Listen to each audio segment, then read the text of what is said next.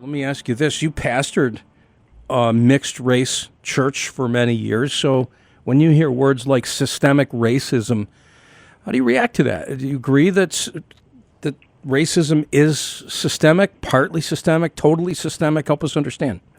Yeah, we've made a lot of progress here in the United States, but of course there is still racism, and it may be systemic. But here's where the Christian answer is the right answer.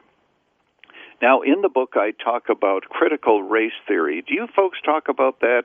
I'm sure that the Canadians also. Yeah, we've addressed it several times here. However, I think the vast majority of people, particularly in the church, really don't have much of an understanding. But this is the very thing that's now being taught to students everywhere. So go ahead and expound on it for sure. Yeah, it's actually Marxist. What it does is it divides, according to Marx, people into two columns. You have the oppressors and you have the oppressed.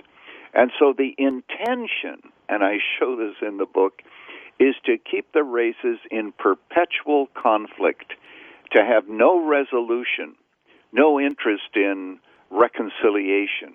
What they want to do is to keep the races in perpetual conflict and fear of saying the wrong thing, and you know what that's all about. Mm-hmm. And in this way, the races will be until the oppressed overcome the oppressors and have cultural dominance. Now, Christianity looks at this and says this is entirely wrong because we don't have that great a difference between us. We are all sinners. We all come to the foot of the cross. Racism exists in all human hearts. And having been forgiven, we now ask ourselves, how do we go forward and make a difference in our communities? In other words, Christianity says we don't really have a skin problem. We have a sin problem, and it goes to the depths of it. Mm-hmm. You mentioned Moody Church. Moody Church on any Sunday before the pandemic, when the services were actually live and it was open, on any Sunday we would have 70 different countries of origin represented in our congregation, because I used to tell the people that what we want to do is to prepare for heaven, where there will be people from every tongue and people and nation.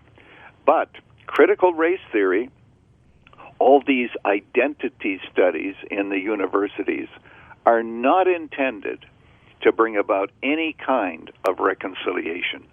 They are deeply committed to blaming, shaming, trying to blame one race for all the problems in another, and to make sure that there is perpetual conflict. The idea is, theoretically, it's supposed to solve racism, but it uses racism to solve racism. Totally opposed to what Martin Luther King said when he said that we should judge people not by the color of their skin, mm-hmm. but by the content of their character.